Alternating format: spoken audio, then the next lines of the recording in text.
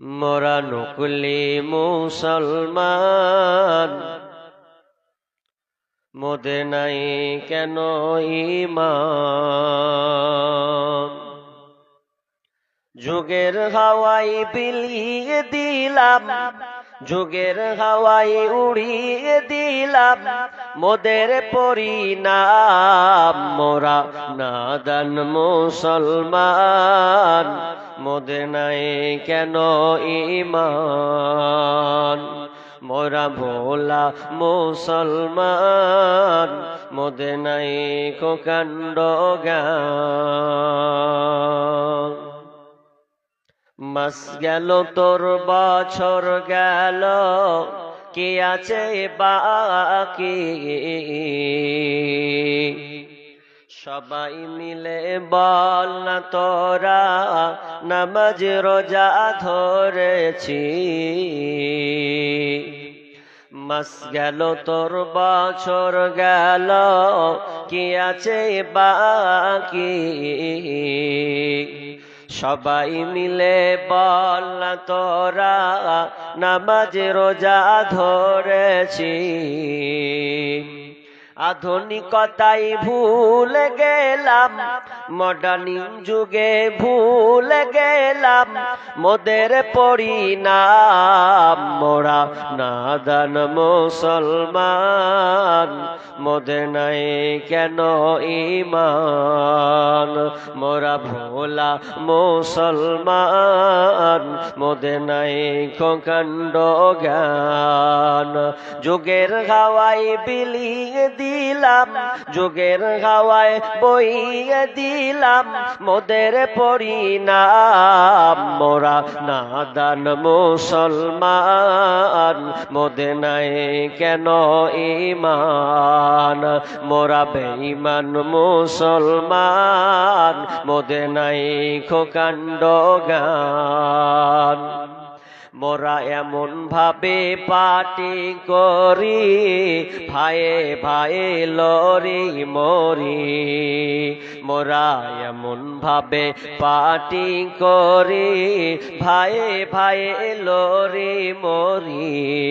মোদের ভোটে জোরে বাবু, মোদের ভোটে জোরে বাবু লোকসভা পান। মোরা নাদান মুসলমান, মোদের নাই কাণ্ড জ্ঞান। মোরা গাধা মুসলমান, মোদের নাই কেন ঈমান। পাটির যখন মিছিল হয় আল্লাহ বলে রয় না ভয়। পাটির যখন মিছিল হয় আল্লাহ বলে রয় না ভয়। চাকরি পাবার লোভে পড়ে, চাকরি পাবার লোভে পড়ে বলি বন্দে মাতারাম। মোরা মুশরিক মুসলমান, মোদের নাই কেন ঈমান। মোরা নাদান মুসলমান, মোদের নাই কাণ্ড জ্ঞান। যুগের হাওয়ায় বিলিয়ে দিলাম, যুগের হাওয়ায় উড়িয়ে দিলাম মোদের পরিণাম। মোরা নাদান মুসলমান, মোদের নাই কাণ্ড জ্ঞান। পার্লামেন্টের মেম্বারেরা আইন তৈরি করে তারা, পার্লামেন্টের মেম্বারেরা আইন তৈরি করে তারা। তাদের হাতে জবাই হলো, তাদের হাতে কোরবান হলো পবিত্র আল কোরআন। মোরা নাদান মুসলমান, মোদের নাই কেন ঈমান। মোরা বেঈমান মুসলমান, মোদের নাই কাণ্ড জ্ঞান। যুগের হাওয়ায় বিলিয়ে দিলাম, মডার্নিং যুগে উড়িয়ে দিলাম মোদের পরিণাম। মোরা নাদান মুসলমান, মোদের নাই কেন ঈমান। মোরা বোকা মুসলমান, মোদের নাই খোকাণ্ড জ্ঞান। উপস্থিত সম্মানীয় সুযোগ্য আজকের এই জলসার স্বনামধন্য যোগ্যতম সভাপতি, মঞ্চ উপবিষ্ট ওলামা ইকরাম, দূর দূরান্ত থেকে আগত সম্মানীয় অতিথিবৃন্দ, আমার সম্মুখে বসে থাকা বিভিন্ন এলাকা থেকে ছুটে আসা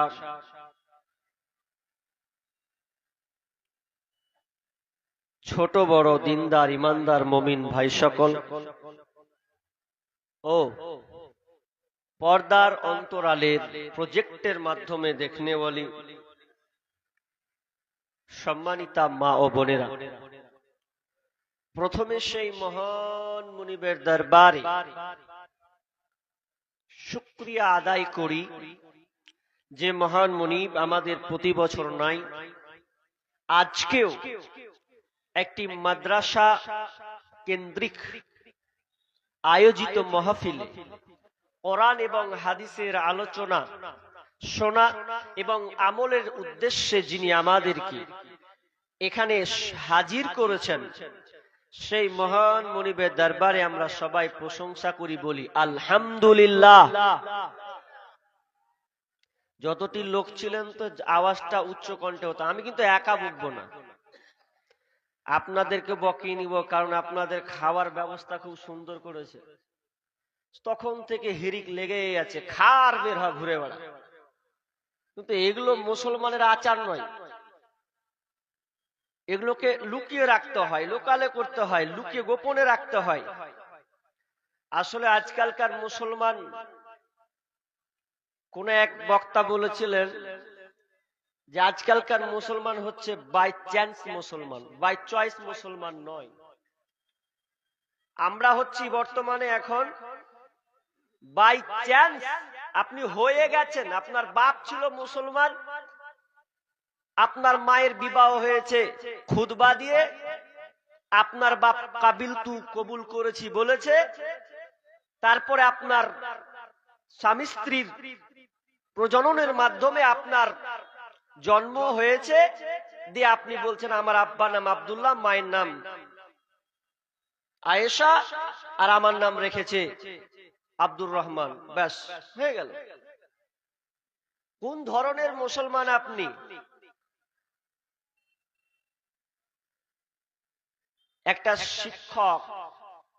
একটা শিক্ষকের বৈশিষ্ট্যই ছিল যে আমার কাছে যারা ক্লাস করতে আসবে, নিউ স্টুডেন্ট যারা, নতুন ছাত্র যারা, তাদের মেধাকে চেক করার জন্য, তারা কেমন, তাদের ব্রেন শক্তি, ওরা বুঝার ক্ষমতা কতটুকু রাখে, এটাকে যাচাই করার জন্য, নির্ণয় করার জন্য তিনি একটা কাজ করে রাখতেন। সেই শিক্ষকের পার্সোনাল একটা বাগান, সেই বাগানে তিনি পাখি পুষতেন। পাখি কেন পুষতেন? এবং তার শিকারী ছিল করা, নিজের হাতে গড়া। তিনি পাখিগুলোকে শিখিয়ে দিয়েছিলেন ৩-৪টি কথা। একটা শিখিয়েছিলেন যে তুই বল শিকারি আয়েগা,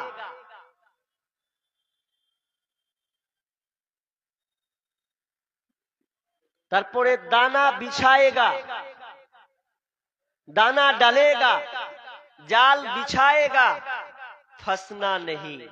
এই কথাটা ওই পাখিকে বারবার বারবার শিখাচ্ছে, তো ও শিখেই নিয়েছে, মুখস্থ করেই নিয়েছে, কিন্তু ও এর অর্থ জানে না যে আমি যে কথাগুলো বলছি তাহলে এর রেজাল্ট কি হবে। তিনি কিন্তু তাই সেই পাখিগুলো কিন্তু বুঝতে পারে না। আর নতুন ছাত্র আসলে তাদেরকে বলে যে তুই আমার পাখিগুলোকে ধরে নিয়ে আয়, তোকে নিয়ে আসতে হবে। এবার যখন নিয়ে আসতে যাচ্ছে তো দেখতে গিয়ে দেখছে বাগানে পাখি যখনই ও ঢুকতে যাচ্ছে তখনই পাখি কথা শুরু করে দিচ্ছে, শিকারি আয়েগা, দানা ডালেগা, দানা ডালেগা, বিছান জাল বিছাएगा, फंसना नहीं। এই যখন বলছে তো ছাত্র বলছে তো শালা কঠিন চালাক ছাত্র, মানে পাখি তো কঠিন কঠিন চালাক, কিভাবে ধরবো? ও তো আগেই সবকিছু বলে দিচ্ছে ক্লিয়ার। কিন্তু ওই ছাত্রটা ট্রাই করলো না, যখন মুখে বলছে তার মানে তো ধরতে পারবো না, সবাই রিটার্ন, যে যাই সবাই রিটার্ন, যে যাই সবাই রিটার্ন, কেউ শিকারি করতে পারে না।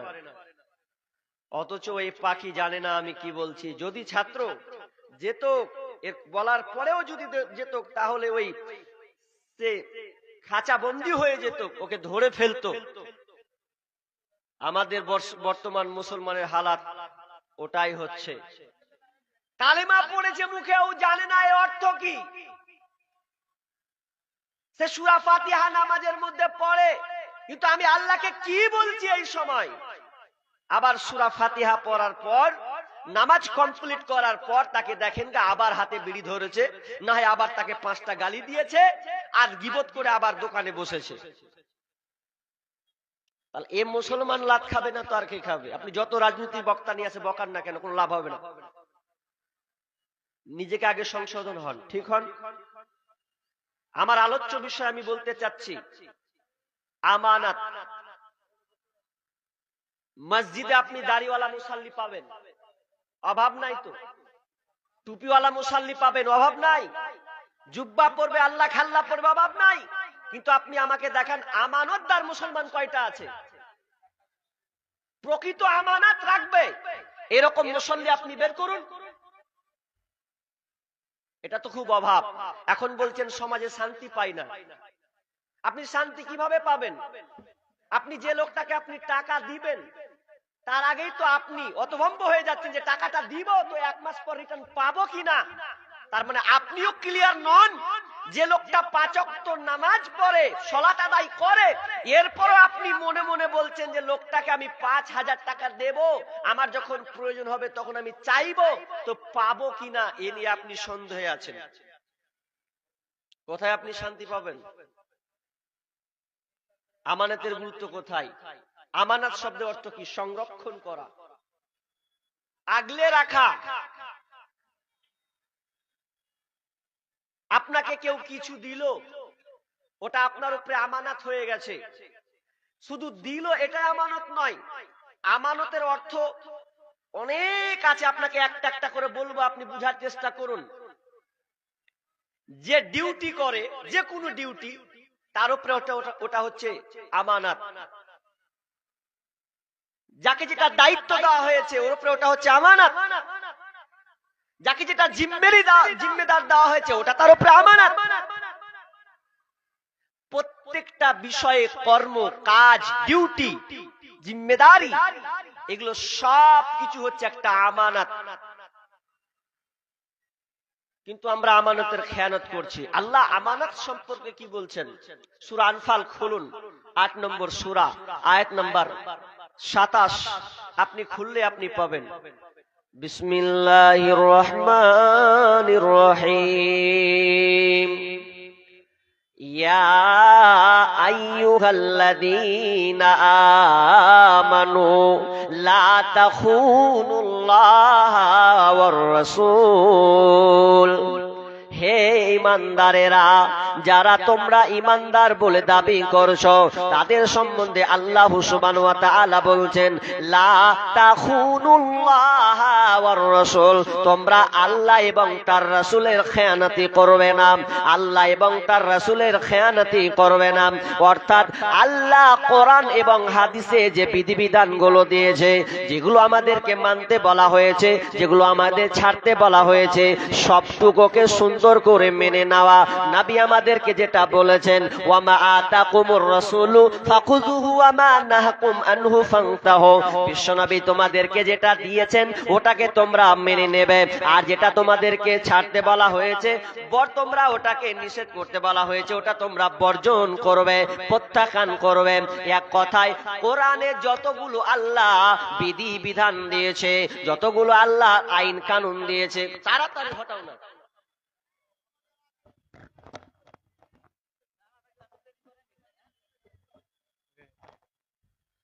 যতগুলো কোরআন এবং হাদিসের নির্দেশ আপনার কিনা নিষেধ, আদেশ নিষেধ যেগুলো আছে ওগুলোকে আপনাকে মানতে হবে। যদি আপনি না মানেন তো আল্লাহ প্রথমে একটা হেডলাইন দিয়ে আপনাকে বলে এক শর্টকাটে আপনাকে বুঝে দিচ্ছেন, তোমরা আল্লাহ এবং রাসূলের খেয়ানাতি করবে না। এবার বলেন, আপনার একটা পরিবার আছে, আছে তো? পরিবার আছে, ছেলে আছে, স্ত্রী আছে, মেয়ে আছে, সংসার করছেন।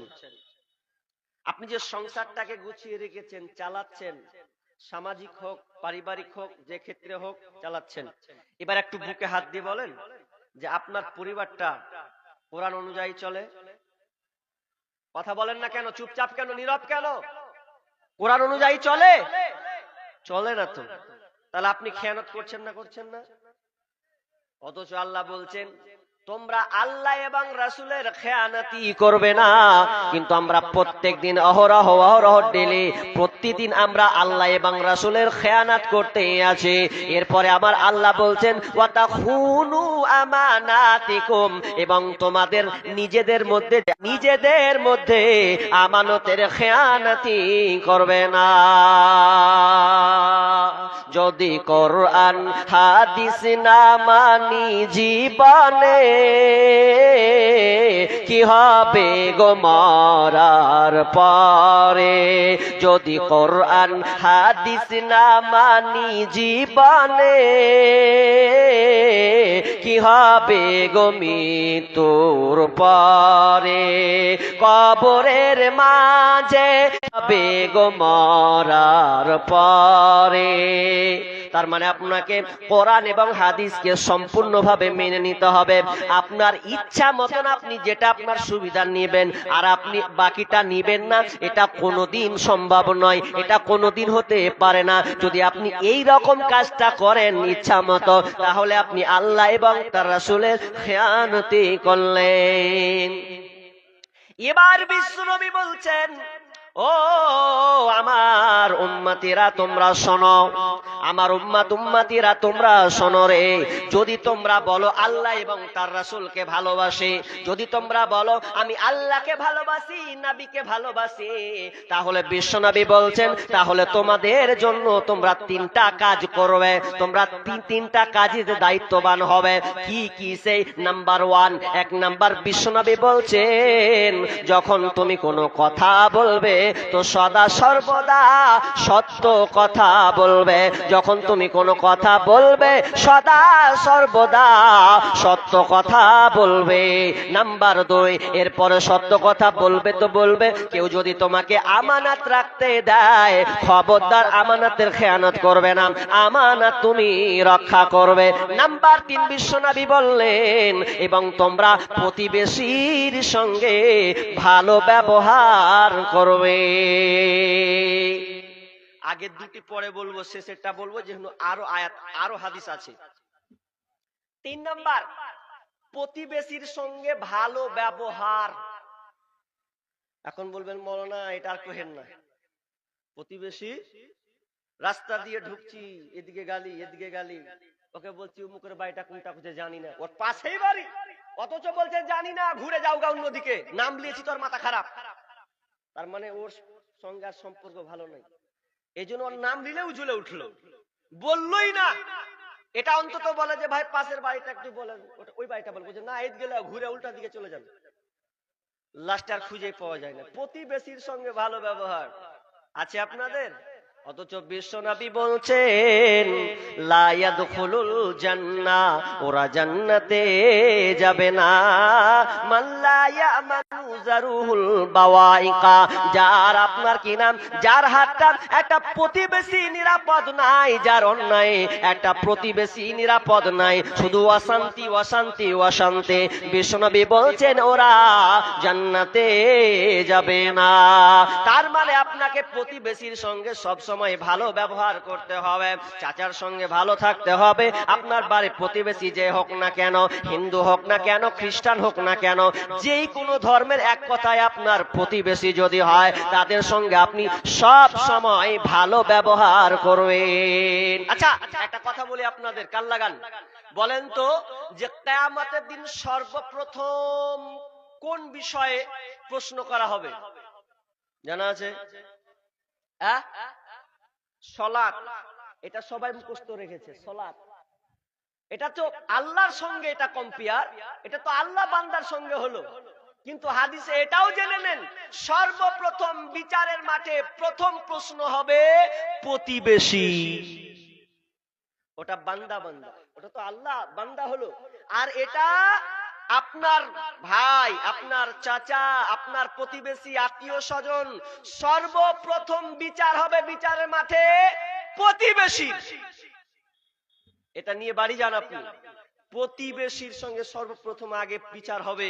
আপনি কাকে মেরেছেন, কিভাবে অন্যায় করেছেন, সব কিছু আগে ফাইসালা। আপনি জান্নাতে ধরেন চলে গেছেন, যাচ্ছেন, ঢুকছেন, এমন সময় বলছে আল্লাহ ওকে জান্নাতে দিতে দেওয়া হবে না, ওর সঙ্গে আমার কথা আছে, ওর সঙ্গে আমার কথা আছে, ও আমার সঙ্গে এই অন্যায় করেছে বলে ডাকো, সমান দুজনকে ডাকো, জান্নাতকে আপনি আটকে যাবেন। অনেক হাজি সাহেবকে দেখবেন কত আল্লাহ ওয়ালা, আবার গালের চোপা দেখেছেন? ওই জন্য আমি একটা গাজাল বলেছিলাম গত বছরে, 5 ওয়াক্ত নামাজ পড়ে কপালে তার দাগ, মক্কাতে যাই না মেয়ের আগে লাগায় হাজি সাহেব। 5 ওয়াক্ত নামাজ পড়ে কপালে তার দাগ, মক্কাতে যাই না মেয়ের আগে লাগায় হাজি সাহেব। চায়ের দোকানে বসে হাজি টেলিভিশন চায়, ভাইরে চায়ের দোকানে বসে হাজি টেলিভিশন চায়, হিন্দি গানের তালে তালে পা দুটি নাচায়, ভাইরে আমাদেরই কপালেতে শান্তি কেন নাই? হাজিরা এক একজন বলছে এমন করে থাকা যায় না, ও একবার হজ করলো মানে ও বিশাল, মানে পুরো আরব কেউ কিনে নিয়ে চলে এসেছে। কথা বলছি তো আর আগের মতন ওকে আর পাই না, বলছে ওয়েটিং ওয়েটিং ওয়েটিং এ থাকো। এমন হয়ে গেছে তার নেচার। কি শিখেছো আরবে গিয়ে তুমি? কি বৈশিষ্ট্য নিয়ে এসেছো ওখান থেকে তুমি? অথচ প্রতিবেশীর সঙ্গে তার ভালো ব্যবহার নাই। আপনি প্রতিবেশী ভালো ব্যবহার হতে পারবেন না, পারবেন, কিন্তু আপনি করছেন না কেন? আপনার টাকার গরম, আপনার লাঠির জোর, আপনার ক্ষমতা, আপনার মেম্বার, আপনার প্রধান, সবই আপনার হাতে তো। কিন্তু বিচারের মাঠে আপনাকে সর্বপ্রথম সেদিন আটকে দেওয়া হবে। প্রথম ফাইসালা প্রতিবেশী কার সঙ্গে কেমন ব্যবহার করেছো। একজন সাহাবী আল্লাহ রাসূলকে এসে বলছেন, ইয়া রাসূলুল্লাহ, আমাদের এলাকায় একটা মেয়ে 5 ওয়াক্ত নামাজ পড়ে, রোজা রাখে, পর্দায় থাকে, সুন্দর করেছে থাকে, কিন্তু একটাই খারাপ, মুখের চোপা ভালো নয়, তো সব সময় ওয়াসার বাক্য ব্যবহার করে, ওই মেয়েটা কি জান্নাতে যাবে? বিষ্ণু বললেন না না, ওই মেয়েটা জাহান্নামে যাবে। দ্বিতীয় প্রশ্ন, ইয়া রাসূলুল্লাহ, আর একটা মেয়ে আছে, যেই মেয়েটা, যার কি নাম 5 ওয়াক্ত নামাজ পড়ে, অত তাহাজ্জুদ বেশি জিয়াদা নামাজ নয়, অত নফল নয়, শুধু খালি ফরজ সে আপনার কিনা সিয়াম পালন করে, আর ক্ষুদ্র ক্ষুদ্র সে দান করে, পর্দায় থাকে। তবে শুনলেন দয়ার নবী গো, ওই মেয়েটা এত সুন্দর, তার মুখের ভাষা এত মিষ্ট, এত মিষ্টি, যে প্রত্যেক তার পারি আপনার কিনা যত প্রতিবেশী তার চারদিকে আছে, সবাই তার প্রশংসা করে, সবাই তাকে ভালোবাসে। ওই মেয়েটা কি জান্নাতে কিনা? বিশ্বনবী বললেন ওই মেয়েটা হলো জান্নাতে। কত যত ইবাদত করেন দুনিয়াতে, আপনার মুখের ভাষাটা নরম হতে হবে। আপনি যতই বড় লাট সাহেব হন, প্রত্যেকটা ব্যক্তি ব্যক্তির সঙ্গে আপনি যখন কথা বলবেন সব সময় নম্রতা বজায় রাখবেন। দেখে মনে হয় যেন একটা সাধারণ মানুষ, কিন্তু দুঃখের বিষয়। ওই জন্য আল্লাহ বিষ্ণু বললেন, কেউ যদি আল্লাহ এবং তার রাসূলকে ভালোবাসতে চায় সব সময় তিনটা জিম্মেদার, তিনটা কাজের দায়িত্ব। কথা বললে সত্য বলবে, আমানত দিলে আমানত রক্ষা করবে। 3 নাম্বার বিষ্ণু বললেন, প্রতিবেশীর সঙ্গে ভালো ব্যবহার করবে। আজকে আলোচ্য বিষয় আমানত। আমার টপিকটা গোটা 2 ঘন্টা থেকে 2.5 ঘন্টার বিষয় আমার আলোচনা করা আছে। এখন কিভাবে কোনটা কাটবো আর কোনটা বলবো আল্লাহু আলাম। আল্লাহ রাসূল মসজিদে নববীতে তিনি দার্স দিচ্ছেন, বলছেন, বুঝাচ্ছেন। বুঝাতে বলতে দার্স দিতে দিতে একটা বেদুইন উঠে দাঁড়ালো, ইয়া রাসূলুল্লাহ, কিয়ামত কখন হবে? কিয়ামত কখন হবে? তিনি কান দিলেন না। কেউ কেউ বলছেন বিশ্বনবী শুনতে পাননি বলে উত্তর দেননি, কেউ কেউ বলছেন তার প্রশ্ন শুনে ভালো লাগেনি ওই জন্য উত্তর দেয়নি। কিছুক্ষণ পর বিশ্বনবী বললেন, কে প্রশ্ন করেছো কিয়ামত কবে হবে? একজন বলছেন, ইয়া রাসূলুল্লাহ, প্রশ্নকারী বললেন, ইয়া রাসূলুল্লাহ, আমি প্রশ্ন করেছিলাম কিয়ামত কখন হবে? বিশ্বনবী বললেন, ওরে, কিয়ামত কবে হবে প্রশ্ন করলে যখন দেখবে আমানত নষ্ট হবে, তখন দেখবে তোমরা কিয়ামত তাড়াতাড়ি সংঘটিত হবে। এবারও বুঝতে পারছে না আমানত নষ্ট কিভাবে হয়, আমানতের খেয়ানত কিভাবে হবে। বিশ্বনবী বললেন, যখন কোন নেতৃত্বের গদিতে বসবে, ন্যায় পরায়ণ নেতা বসবে না, জালেম শাসকের হাতে চলে যাবে। যখন যে দেশ চালাবে সে আপনার ন্যায় পরায়ণ হবে না, জালেম বেঈমান তার হাতে নেতৃত্ব দেওয়া হবে। তখন তোমরা জেনে নাও কিয়ামত সন্নিকটে। এবার একটু বিবেচনা করেন তো, নেতৃত্ব কারা আছে? হ্যাঁ, এবার তো সঠিক জায়গায় এসেছি। নেতৃত্বের গদিতে কে আছে? আপনাদের মেম্বার কে? নামাজওয়ালা? ওরে সুবহানাল্লাহ, ওর চরিত্র বলছে আবার রাত্রে 1 বোতল না টানলে বেলে ওর ঘুম হয় না। ওকে আপনি মেম্বার করেছেন। আবার কে প্রধান? এত ঘুষখোর, সুদখোর, ওকে আপনি প্রধান করেছেন। তা আপনি কিভাবে আপনার সমাজকে আপনি পাবেন সঠিকভাবে? একটা কথা বলি আপনাকে, মিডিলে হাদিস, তিরমিজি হাদিস আপনাকে প্রয়োগ করছি। কি বলছি? যারা নেতৃত্ব নিয়েছেন, যারা মনে করছেন যে আমি নেতৃত্বে খুব পাওয়ারফুল হয়ে গেছি, তারা ভালো করে কান লাগান।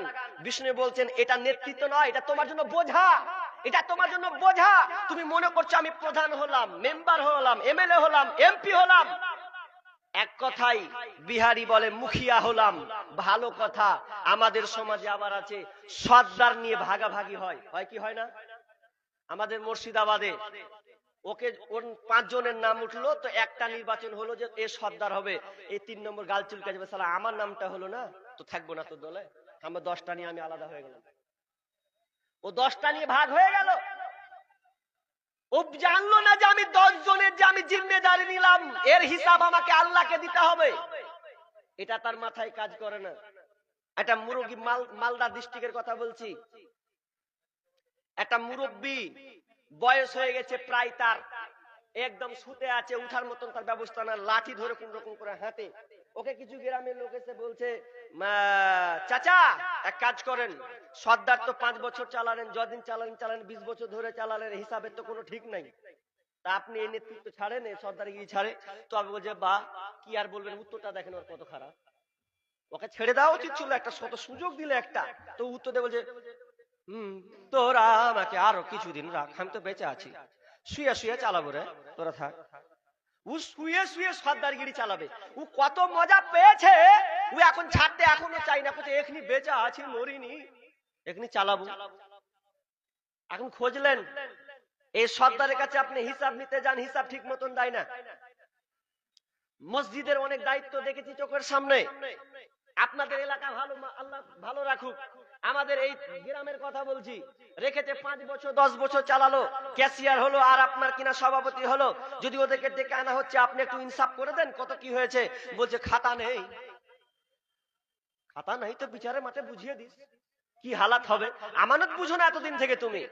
বিষ্ণু বলছেন আমানত, আমানত কি ভালো করে শোনো, যে নেতৃত্ব পেয়েছো, যে আপনার কিনা দায়িত্ব নিয়েছো, ছোট হোক কিংবা বড় হোক, যেই কোনো দায়িত্ব হোক না কেন, বিষ্ণু বলছেন তারা যেন সব সময় এই তিনটা কথা মনে রাখে। তিনটা কথা মনে রাখেন সর্দার মোড়ল, ভালো করে কান লাগান। তিনটা কথা আপনাকে মনে রাখতে হবে। কি কি সেই তিনটি কথা? তার আগে আপনাকে দুইটা আগে উদাহরণ দিয়ে আপনাকে বুঝেন হাদিসটা প্রেক্ষাপট। ধরেন আপনাকে কেউ 1000 টাকা কিংবা 10,000 টাকা দিল, ওই 10,000 টাকা আপনাকে সম্মানের সহিত রাখতে দিল। এখন যে লোকটা পাবে সেই লোকটা হয়তো আপ চাইতে গেল, কিন্তু আপনি মারা গিয়েছেন। এবার আমি যখন চাইতে গেলাম, দেন 10,000 20,000 টাকা তোমার বাপকে দিয়েছিলাম, তো বলছে আমার কোথায় 20,000 দেখতে তো পাই না, আর ছেলেরা কিন্তু ভাগ করে নিয়েছে। তার মানে এই দায়িত্বটা কত কঠিন। আপনি মারা গেলেন কিন্তু আপনি নিষ্কৃতি পেলেন না, আপনি বাঁচতে পারলেন না। শুধু এবার হাদিস শুনলেন, আব্দুল্লাহ ইবনে মাসউদ তিনি বর্ণনা করছেন, তিনি বিষ্ণু বলছেন যারা আমানতকে রক্ষা করতে পারলো না, দায়িত্বকে ঠিক মতন বহাল রাখতে পারলো না, কিয়ামতের দিন আল্লাহ বলবে তুই আগে আমানতটা বুঝিয়ে দে, তোর আমানতটা তুই এখন বুঝিয়ে দে। সে বলবে আল্লাহ আমি আমানতটা কিভাবে বুঝাবো, আমি আমানত আপনাকে কিভাবে বুঝাবো, পৃথিবী তো ধ্বংস হয়ে গেছে, পৃথিবী তো শেষ হয়ে গেছে, আর কোথায় আমানত আমি বুঝাবো। আল্লাহ বলবে ফেরেশতাকে বলো, ফেরেশতা যা ওকে হাবিয়া জাহান্নামে নিয়ে যা, নিয়ে যা, নিয়ে গিয়ে ওকে দেখা, ওকে আকার করে দেখানো হবে ওকে কতটুকু দেওয়া হয়েছিল, কতগুলো চাল দেওয়া হয়েছে, কতগুলো গম দেওয়া হয়েছে, কতগুলো টাকা দেওয়া হয়েছে, যত কিছু ওকে দেওয়া হয়েছিল ওগুলো আকারে তার সামনে পেশ করা হবে। তখন বলবে লে ওকে ঘাড়ে করে বয়ে নিয়ে বাড়া, ওখান থেকে ওকে নিয়ে যা। যখন লোকটা ধরবে এবার মনে হয় বেঁচে যাব, মনে হয় ঘাড়ে লিব আর ওখানে পার করে দিব, বেঁচে যাব। যখন সে কাঁধে নেবে এমন সময় হাঁটতে হাঁটতে আবার মালটা পালাতে শুরু করবে, ওই পিছনে ছুটতে থাকবে কতদিন পর্যন্ত, তো কিয়ামত পর্যন্ত এটা হতে থাকবে। শুধু তাই নয়, বিশ্বনবী বলছেন যারা আমানত রক্ষা করেছে, লোকের টাকা মেরে খেয়েছে, যারা আপনার কি নাম জাতির সম্পদকে নষ্ট করেছে, কিয়ামতের দিন আল্লাহ তাআলা একটা আপনার কিনা পতাকা টাঙবেন, ফেরেশতারা একটা পতাকা দিবেন, ওই পতাকাটা তাদের আপনার পেছন দিকে পুতানো হবে। সব পৃথিবীর মানুষ দেখতে পাবেন এই লোকটাকে, হাদিহি গদরাতু ফুলান ইবনে ফুলান, এটাকে উমুকের বেটা উমুক, আরে উমুকের বেটা উমুক, যাকে দায়িত্ব দেওয়া হয়েছিল, সর্দারের কাজ করেছে, মরলের কাজ করেছে, আপনার কিনা প্রধান মেম্বারের কাজ করেছে, এই দায়িত্বগুলোকে সে মেরে খেয়েছে। আর এইগুলোকে সেদিনকে সবাই বুঝতে পারবে এর উমুকের বেটা উমুক দেখ আমানতের খেয়ানত করেছে, সেদিন তুমি কোথায় পালাবে, কোথায় যাবে তুমি সেদিন? সেদিন আপনার রক্ষা থাকবে না তো। মালদা ডিস্ট্রিক্টে এক ইউটিউবার বলছে, নাম বলবো না, বলছে যে এটা কার বাড়ি, তো বলছে এটা প্রধানের বাড়ি। তো প্রধানটা কি করে, বলছে কিছু লাই মূর্খ, কি করতো ওই যে খেটা বাড়াতো, লোকে পিঠা বাড়াতো, এই কাজ। কয় বছর হলো? 5 বছর। বাড়ি করে সুবহানাল্লাহ, বাড়ি করেছে ঝাকাস, এত সুন্দর, ভিতরে মার্বেল বাইরে মার্বেল, মালদা ডিস্ট্রিক্টের মধ্যে আছে, আমি নিজে চোখে দেখেছি। বাইরে মার্বেল ভেতরে মার্বেল, সব কিছুতে মার্বেল, এত তাড়াতাড়ি। হ্যাঁ, ওই যে সব গোলমাল লাগিয়ে রেখেছে, সব গোলমাল আল্লাহ বের করবে বিচারের মাঠে। এই জন্য বিষ্ণু বলছেন যারা নেতৃত্ব পদ নিয়েছো এটাকে বোঝা মনে করে নাও। খবরদার তোমরা সব সময় তিনটা কথা মনে রাখবে, আউয়ালুহা মালামাতুন, সানিউহা নাদামাতুন, ওয়া সালিসুহা আযাবু ইয়াউমাল কিয়ামাতি ইল্লা মান আদালা। বিষ্ণু বলছেন যারা নেতৃত্ব পদ নিয়েছো রে, সব সময় তিনটা কথা মনে রাখবে। এটাকে ছেলে খেলা মনে করিও না, এটাকে জাতা মনে করিও না, তোমার মাথায় এই তিনটা জিনিস খালি ঘুরপাক করবে। নাম্বার 1 আউয়ালুহা মালামাতুন, আউয়ালুহা মালামাতুন, তুমি তোমার আউয়ালুহা মালামাতুন, তোমার মধ্যে তিরস্কার সৃষ্টি হবে, তিরস্কার করবে তোমাকে, মানুষ লান্তান লান্তান করবে। লান্তান বুঝেন? লান্তান চায়ের দোকানে বসেছেন, খেতে চা খাচ্ছেন, বাম হাতি ধরছেন, ধরলেন, ডান হাতে তো চা খান না আপনি, বাম হাতে খান, আপনার স্টাইল। ডান হাত কোনটা? তো বিড়িটা, চাটা কোথায়? বাম হাত, খাচ্ছেন। এবার খেতে খেতে বলছে শালা আমাকে মেম্বার কাজ করলে বে,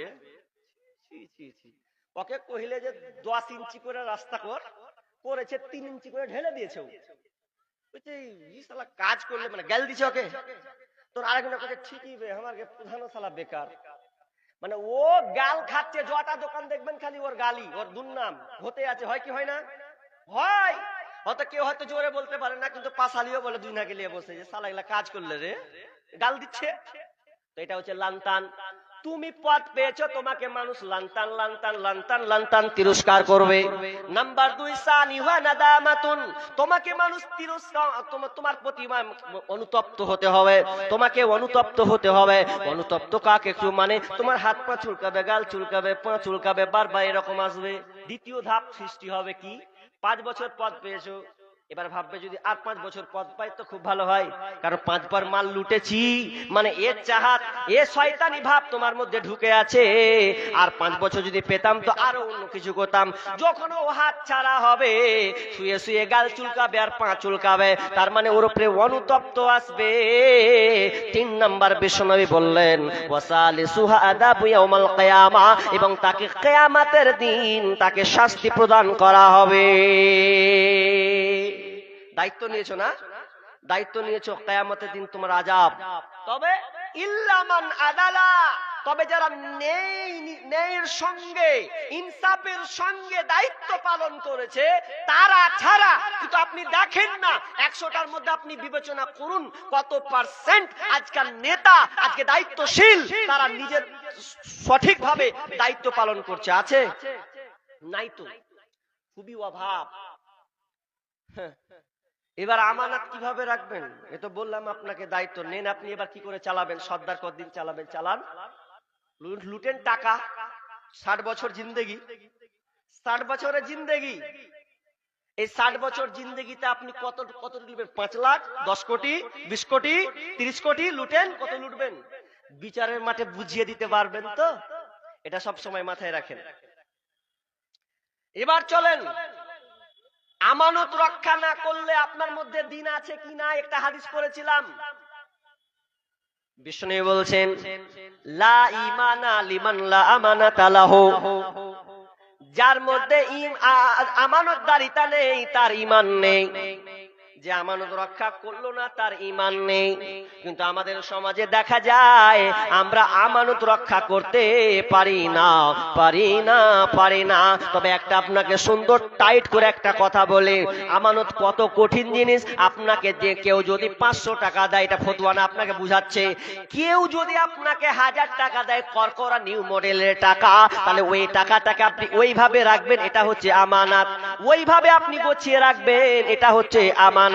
তবে যদি এটা এক্সচেঞ্জ করা যায় তো জায়েজ। আমি ওই দিকে যাচ্ছি না, আপনাকে আমি আমানতের গুরুত্বটা বুঝাতে চাচ্ছি। আপনাকে কেউ 5000 টাকা দিল, একদম ব্যাংক অ্যাকাউন্ট থেকে নতুন করে টাকা আপনাকে দিল, আপনার মনে ভাবছে যে আমি টাকাটা একটু এক্সচেঞ্জ করব, 5000ই তো অন্য 5000 দিব। কিন্তু বন্ধুরে, আমানত কত দায়িত্ব জিনিস, আমানত কত বোঝা। আপনাকে যেভাবে দেওয়া হয়েছে ওইভাবে আপনি রেখে দেন, যখন আপনার কাছে চাইতে আসবে ওইভাবে আপনি তাকে দিয়ে দেন। বিশ্বনবী কত আমানতদার ছিলেন গো, কত আমানতদার। আপনি নবীর জীবনী পড়েননি? আপনি বুখারী হাদিসটা খুলবেন। বিশ্বনবী মক্কা থেকে মদিনা হিজরত করছেন কেন? বেশি সম্পদ পাবে বলে? ওখানে বেশি সুখ আছে বলে? কাফের মুশরিকরা বিশ্বনবীকে অপমান করছেন, লাঞ্ছিত করছেন। কেন? ইসলাম প্রচার করছে বলে তার সম্মান হানি করছেন। কারা? তো কাফের মুশরিকরা। তারা বলছেন নবীকে রাখবো না, কেটে দেব। এরপরও বিশ্বনবী দেখেন তার আমানত, দেখেন কারো আমানত তিনি নষ্ট করেননি।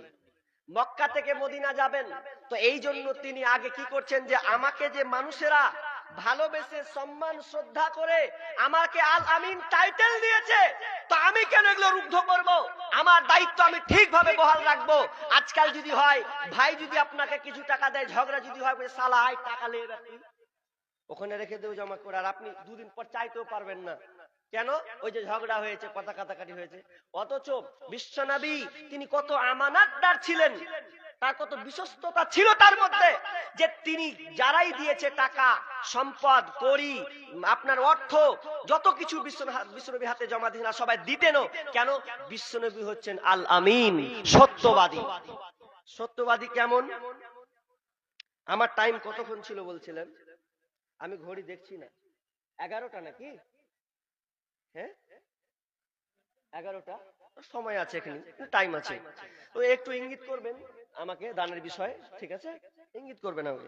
তো বিশ্বনবী মক্কা থেকে মদিনা হিজরত করছেন, তো প্রথম কাকে ডাকছেন জানা আছে? আবু বকরকে না আলীকে? কাকে সর্বপ্রথম ডেকেছিলেন আপনারা বলেন তো, কথা বলেন। জানা আছে? যখন বিশ্বনবী মক্কা থেকে মদিনা হিজরত করেন, সর্বপ্রথম কাকে ডেকেছিলেন? হ্যাঁ, ভুল না, ভুল উত্তর। আবু বকরকে প্রথম ডেকেছিলেন। সর্বপ্রথম যিনি তাকে ডেকেছিলেন তিনি হচ্ছেন হযরত আলী রাদিয়াল্লাহু তাআলা আনহু। আলীকে ডেকেছেন, আলী আমি মক্কা থেকে মদিনা যাচ্ছি, আমাকে মানুষ ভালোবেসে যে আমানতগুলো দিয়েছিল, রেখেছিল, ওগুলো আমি তোমাকে, তোমার উপরে অর্পণ করছি, তোমার উপরে দায়িত্ব চাপিয়ে দিচ্ছি। এগুলো সকাল হবে তো তুমি এগুলো যার যার আমানত, যার যার মাল, এগুলো তুমি দিয়ে দেবে। সর্বপ্রথম আলীকে ডাকলেন। দয়ার নবী মুস্তাফা জন্মভূমি ছাড়িয়া আলীকে শুইয়ে দিলেন নিজের বিছানায়। দয়ার নবী মুস্তাফা জন্মভূমি ছাড়িয়া আলীকে শুইয়ে দিলেন নিজের বিছানায়। কাফেররা সব দলে দলে নবীজিকে মারব বলে, কাফেররা সব দলে দলে নবীজিকে মারব বলে, সারা রাত্রি চারিদিকে ছিল পাহারায়। আলীকে শুইয়ে দিলেন নিজের বিছানায়। দয়ার নবী মুস্তাফা জন্মভূমি ছাড়িয়া আলীকে শুইয়ে দিলেন নিজের বিছানায়। তাই নবীজি গভীর রাতে আবু বকরকে নিয়ে সাথে, তাই নবীজি গভীর রাতে আবু বকরকে নিয়ে সাথে, ইসমে আজম পরে নবী সামনের দিকে যায়। আলীকে শুইয়ে দিলেন নিজের বিছানায়। দয়ার নবী মুস্তাফা জন্মভূমি ছাড়িয়া আলীকে শুইয়ে দিলেন নিজের বিছানায়। আসসালামু আলাইকুম। এখন পর্যন্ত যে ভাইরা খাবার খাননি, আমাদের ডেলিগেট কাউন্টার খোলা আছে, আপনারা ডেলিগেটে কেটে আপনারা খাবার খেতে পারুন। এবং যেটা দাওয়াতনামা নিয়ে এসেছেন এখনো খাবার খাননি, আপনারা খাবার খেতে পারুন, কেন যে রাত্রি অনেক ঘনি এসেছে, আমাদের কাউন্টার বন্ধ হয়ে যাবে না হলে। যে ভাইরা এখনো খাবার খাননি কাউন্টারে গিয়ে আপনারা খাবার খেতে পারেন। আসসালামু আলাইকুম। যারা খাবেন খেয়ে আসেন, খাওয়ার কথা বলতে হয় না, ঠিক লাইনে ঢুকে যাবো। যার পেটে চোঁচা করেও থাকবে না, তো খাবে যেদিক দিয়ে হোক, আপনি বলেন আর না বলেন যাবেই। তো কি বলছিলাম, আমানত কত গুরুত্বপূর্ণ। যারা নবীকে মারছেন, নবীকে সেজদা অবস্থায় উটের ভুঁড়ি চাপাচ্ছেন, রাস্তাতে মাথায় চাদর দিয়ে মুড়ে ভেঙে তাকে আছড়াচ্ছেন জমিনে, এরপরে বিষ্ণু বলছেন আমি তাদের সঙ্গে খারাপ আচরণ করতে পারি না, ওরা আমাকে ভালোবাসে, ওরা আমার উপরে বিশ্বস্ততা রেখেছিল, ওরা আমার উপরে বিশ্বাস রেখেছে, আমি তাদের সঙ্গে বিশ্বাসঘাতকতা করতে পারি না। অতএব যারা আমাকে আমানত দিয়েছে সেটা আমি রাখবো। এটা আর কোনো যেই কিছু বলুক আর না বলুক আমার দ্বিধাদ্বন্দ্ব সেখানে নেই, আমি এগুলো বুঝিয়ে চলে যাব। এবার আলীকে দিচ্ছেন, আলীকে যখন দায়িত্ব দিচ্ছে তো আলী আচ্ছা বলেন আপনাকে একটা কথা বলি, এত বড় একটা ঝামেলা, হ্যাঁ গো, ধরলেন আমাকে একজন 4-5 গ্রামের লোক কাটার লেগে রেডি আছে, খালি কাটবে, পেলেই কাটবো তোকে, দিন রাত চারদিকে ঢুঁড়ে বেড়াচ্ছে, কখন পাইলে কখন কোপাবো ওকে, এখন আমি নির্দোষ তাদের কাছে, এখন কোপাবে আমাকে। আমি একজনকে বলছি ভাইরা এক কাজ কর না, আমি পালিয়ে যাচ্ছি, তুই আর বাড়তে থাক, আমার বাড়তে তুই থাক না, যা তোকে তালা মেরে দেবো তুই থাক। আচ্ছা বলেন তো যে লোকটাকে কাটবে ওর বাড়তে যদি আমার বাড়তে যদি কাউকে রাখি থাকবে? আরে কথা বলেন না রে ভাই, থাকবে? থাকবে না, মনে হয় আপনারা মনে হয় থাকবেন, এটা বুঝছেন নাকি? থাকবে না, কেউ থাকবে না রে ভাই। অথচ সেই সময় একদম খেজুরের বাড়ি, আপনার কিনা খুঁটি, খেজুরের গাছের খুঁটি দিয়ে করানো, 1 লাখ মারলে তো ফেসে যাবে, ফাঁসবে না, ফুটিয়ে উড়ে যাবে।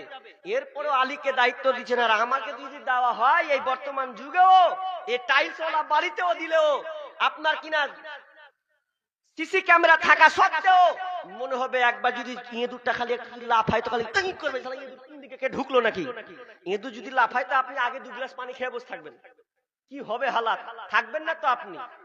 অথচ আলীর কত বিশ্বাস, নবীকে কত ভালোবাসেন, নবীর প্রতি কত তার ভালোবাসা, কতটা বিশ্বাস তার উপরে। যখন বিশ্বনবী বললেন আলী রে আমি মক্কা থেকে মদিনায় চললাম, তবে শোনো আলী, যেমন সকাল হবে তুমি যতগুলো আমানত তোমাকে আমি অর্পণ করলাম এগুলো সব সকালে যার যার যার যার জিনিস তুমি দিয়ে দেবে, যত তুমি এগুলো তুমি ঠিকভাবে তুমি দিয়ে দেবে। যখনই বিশ্বনবী এই কথা বললেন তখন আলীর একটা আপনার কনফার্ম হয়ে গেলেন, বিশ্বনবী যেহেতু বলেছে সকালে আমি বিলি বন্টন করব রে, তাহলে আমি এর উপরে বিশ্বাস থেকে গেলাম, যতক্ষণ পর্যন্ত আমি এই মাল বন্টন না করব ততক্ষণ পর্যন্ত এই কাফের মুশরিকরা আমার কিছুই করতে পারবে না। কারণ মুশরিকরা পর্যন্ত, কাফেররা পর্যন্ত জানতো বিষ্ণুনবী যেটা মুখ দিয়ে ব্যবহার করবে সেটা কিন্তু কোনোদিন মিথ্যা হতে পারে না, কারেক্ট সত্যই সত্যই সত্যই। কি করে শুনুন, আপনাকে একটা হাদিস বলে, আপনার কিনা ওয়ালিদ ইবনে মুগিরা একজন কোটিপতি পয়সা আপনার টাকাওয়ালা আছে, আপনার কিনা মক্কা নগরীর একজন নেতা ওয়ালিদ বিন মুগিরা। সেই ওয়ালিদ বিন মুগিরাকে বিশ্বনবীকে আপনার খিস্তি করতো, গালি দিত, নোংরা নোংরা আপনার কথা বলতো, এমন কথা বলতো বিশ্বনবী তৎক্ষণাৎ বললে যে আমাকে গালি দেয়, যে আপনার কিনা ওয়ালিদ বিন মুগিরা আমাকে যে গালি দিল তার মানে ওর জন্মের সমস্যা আছে। কাফেররা বিশ্বনবীকে কতটা বিশ্বাস করছেন আপনাকে বুঝাচ্ছি। বলছে ওয়ালিদ বিন মুগিরা বলছে কি যে বিশ্বনবীর ব্যাপারে গালমন্দ গালাগালি, তো বিশ্বনবী শুনলেন, দুঃখ পেলেন, যে বললেন ওর জন্মের সমস্যা আছে, ওর জন্মের সমস্যা আছে। এবার কিছু লোক বলছে ওয়ালিদ বিন মুগিরা তুমি জানো কি বিশ্বনবী মুখ দিয়ে একটা বাক্য বের করেছেন, তোমাকে ডাইরেক্ট বলেছে তুমি নাকি জারদ সন্তান, তুমি বাপ ছাড়া তোমার ঠিকানা ঠিক নাই, তার মানে তুমি জারদ সন্তান, তোমার জন্মের সমস্যা আছে। আরে কে বলেছে? তো বিশ্বনবী বলেছে, মুখ দিয়ে তোমাকে এই কথাই বলেছে। ওয়ালিদ বিন মুগিরার মাথা খারাপ, আহারে বিশ্বনবী বললেন যে আমার জন্মের সমস্যা আছে, তো বিশ্বনবী তো এই কথা হেন তেন না, তিনি তো সঠিক রাইট কথা বলেন, তাহলে সত্যি কি আমি জারদ সন্তান?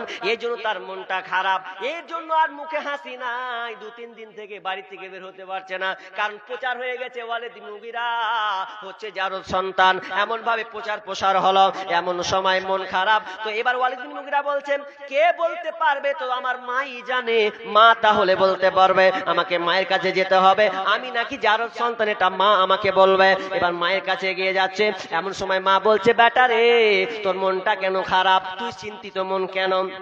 তুই যেন দিনে দিন শুকিয়ে যাচ্ছিস, যেন ঠিক মতন খাবার খাচ্ছিস না, কি হয়েছে বল? বলছে মা, বিশ্বনবী আমাকে একটা কড়া কথা বলে দিয়েছে। কি বলেছে রে বেটা? বিশ্বনবী বলছেন আমি নাকি জারদ সন্তান, আমার নাকি বাপ নাই, বিনা বাপে আমার জন্ম হয়েছে, এটা আমি মানতে পারি না। ও গো মা, বিশ্বনবী যে কথাটা বলেছেন এটা কি সত্য কিনা তুমি বলো। মা যেমনই শোনা, সন্তানের বুকে এরকম কথা যেমনি শুনেছে, মায়ের মনটা খারাপ হয়ে গেল। মাও আপনার কিনা মাথাকে নিচু করে নিল।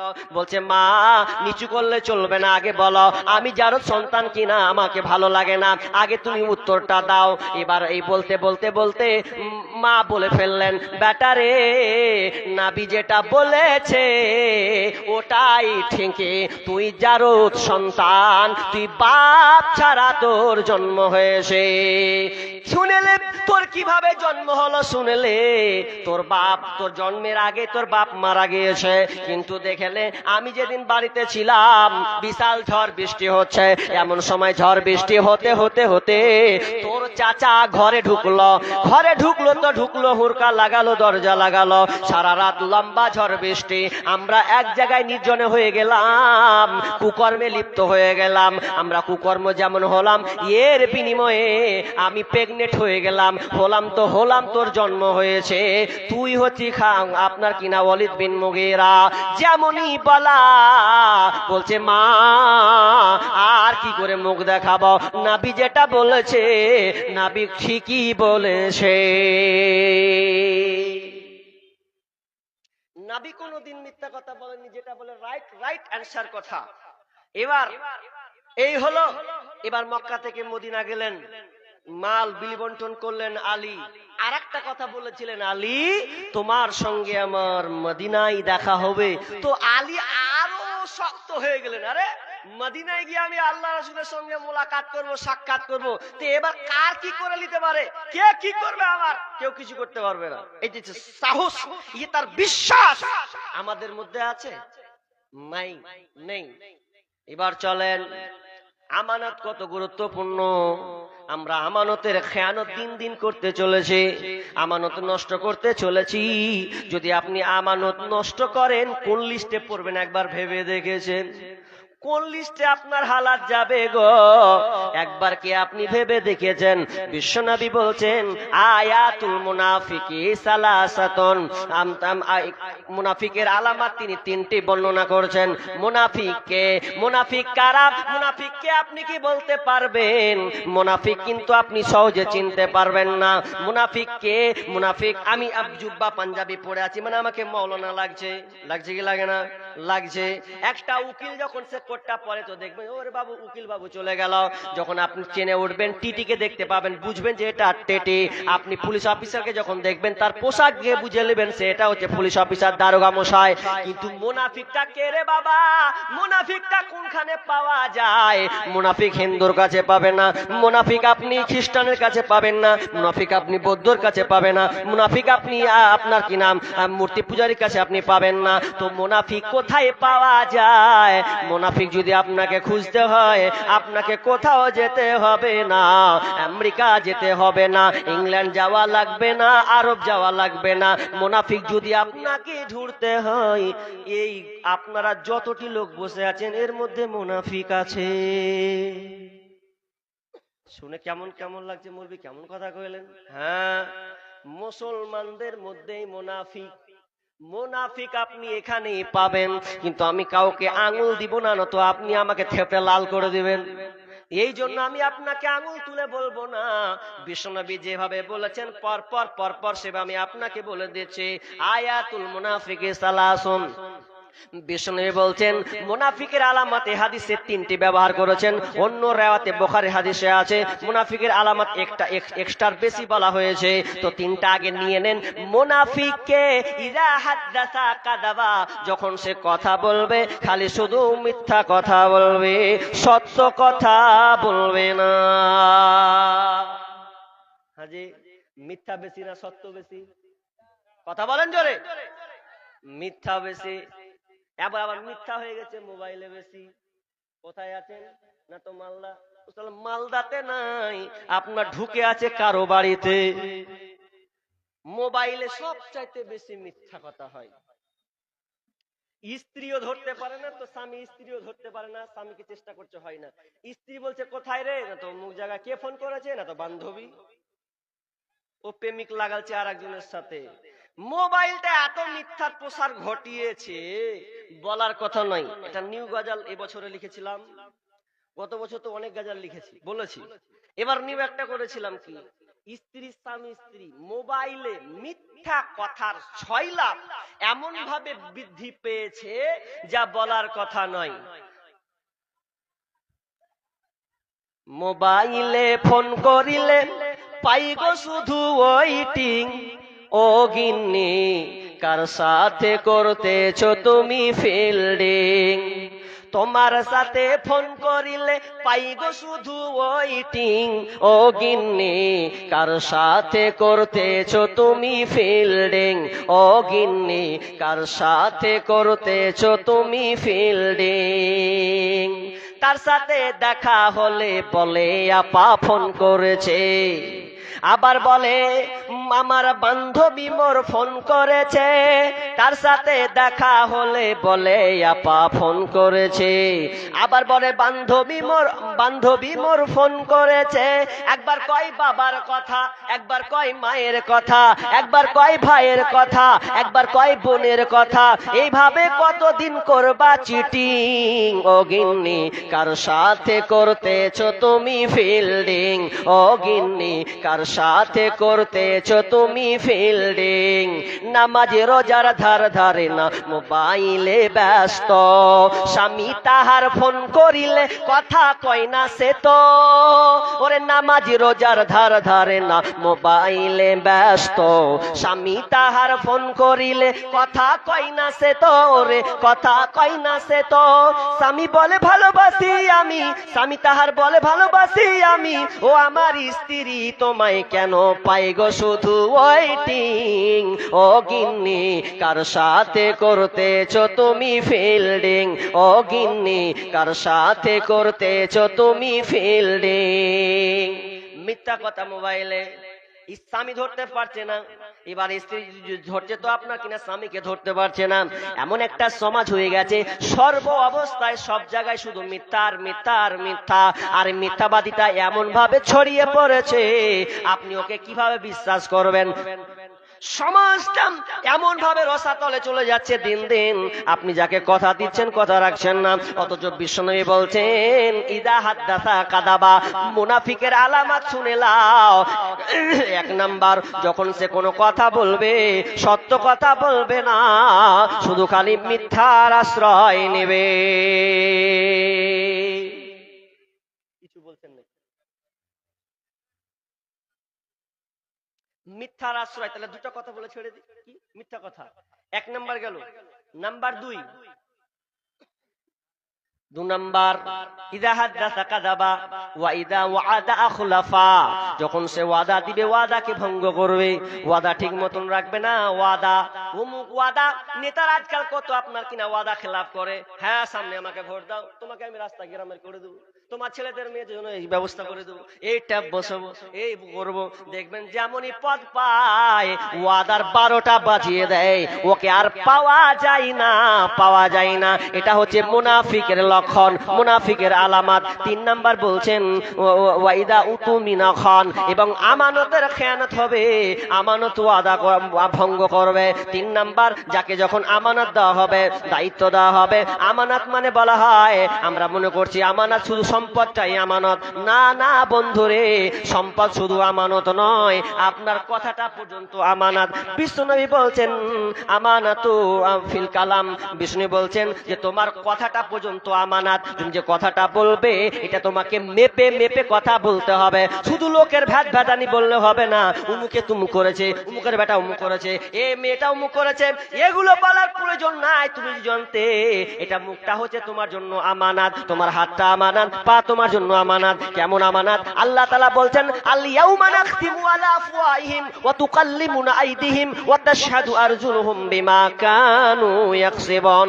আল্লাহ তাআলা মুখে লাগাম মারবেন, মুখকে যখন সেলাই করে দিবেন তার হাত কথা বলবে, পা কথা বলবে। তার যখন আল্লাহ তাআলা তাদের আপনার কিনা বাক শক্তি দেবে যে বলো হাত বলো পা কি দুনিয়ায় করেছিল, তার মানে আপনি খেয়াল খুশি করতে পারবেন না। আল্লাহ আপনাকে হাতটা দিয়েছে আমানত, পাটা দিয়েছে আমানত, কিন্তু বন্ধুরে আমরা পুরো বডিটাকে এমন ভাবে ব্যবহার করছি, প্রেমিক প্রেমিকার সঙ্গে জেনায় লিপ্ত হচ্ছি, গুরুত্ব দিচ্ছি না, আল্লাহকে বলে ভয় করছে না। এই জন্য আমি গত বছর একটা গজল সবচাইতে মিলিয়ন ভিউ নিয়েছিলাম, যে গজলটা 10 মিনিটের আবেগ মাগো 5 মিনিটের মন, কে তুমি মা দেখতে দিলা না এই পৃথিবীর মুখ, জোর করে আসিনি ক তোর শরীরে আমি, পৃথিবীতে নাকি সন্তান হয় মায়ের কাছে দামি। তবে কেন সুখের ভুলে, তবে কেন সুখের ভুলে আমায় পেটে নিলা, সুখের শেষে কেটেছি রে আমায় ফেলে দিলা। একদিন তুমি আমার কাছে, একদিন তুমি আমার কাছে আসবে ঠিকই মাগো, কি বলবে আল্লাহর কাছে জমা করে রাখো। আমি তো বেঁচে গেছি, আমি তো বেঁচে গেছি, বেঁচে গেল মান, নইলে লোকে বলতো মরে অবৈধ সন্তান। একটু অবৈধ সুখ পেতে মা, একটু অবৈধ সুখ পেতে মা আমায় পেটে নিলে, কলঙ্কের ভয়ে তুমি আমায় ছুঁড়ে ফেলে দিলে। তোমার মাও করতো যদি, তোমার মাও করতো যদি তোমার সাথে এমন, বুঝতে মাগো সেদিন তুমি মৃত্যুর যন্ত্রণা কেমন। মা বোন আপনার বডি আপনার, এটা হচ্ছে আমানত, নিজের খেয়াল খুশি আপনি ব্যবহার করতে পারেন না। এবার আমি শেষের দিকে চলে যাই। এ করতে করতে করতে আল্লাহ এটাও বললেন ওয়ালামু আন্নামা আমওয়ালুকুম ওয়া আওলাদুকুম ফিতনা। ওরে এটাও তোমরা জেনে নাও, তোমাদের সন্তান সন্ততি তোমাদের মাল, এগুলো হচ্ছে আমানত। তোমার সন্তানকে যেমন তেন করে তুমি মানুষ করতে পারো না, তোমার মাল টাকা পয়সাকে তুমি যেখানে সেখানে ব্যয় করতে পারো না। তোমার ব্যয়ের খাত আল্লাহ করে দিয়েছে, কোথায় তুমি করবে তো মাদ্রাসায়, কোথায় করবে তো মসজিদে, কোথায় করবে তো অসহায় ব্যক্তিদেরকে, যেখানে যেখানে আল্লাহ খার আপনার কিনা খরচ করতে বলেছে ওখানে তোমাকে খরচ করতে হবে। আমার আল্লাহ বলছেন ইয়া আইয়ুহাল্লাযীনা আমানু আনফিকু মিন তাইয়্যিবাতি মা কাসাবতুম ওয়া মিম্মা আখরাজনা লাকুম মিনাল আরদ। আল্লাহ বলছেন তোমরা তোমাদের উৎপন্ন ফসল থেকে, তোমাদের আপনার কিনা শ্রম থেকে যেটা উৎপাদন তোমরা করো, ওটা তোমরা আল্লাহ রাস্তায় আনফিকু তোমরা দান করো, আল্লাহ রাস্তায় দান করো। এবং আমি যে তোমাদেরকে জমিন থেকে যেটা দিই, উর্বর জমিতে চাষ আপনার বের হয়, ওটা তোমরা আল্লাহ রাস্তায় দান করো, উৎকৃষ্টতা দান করো।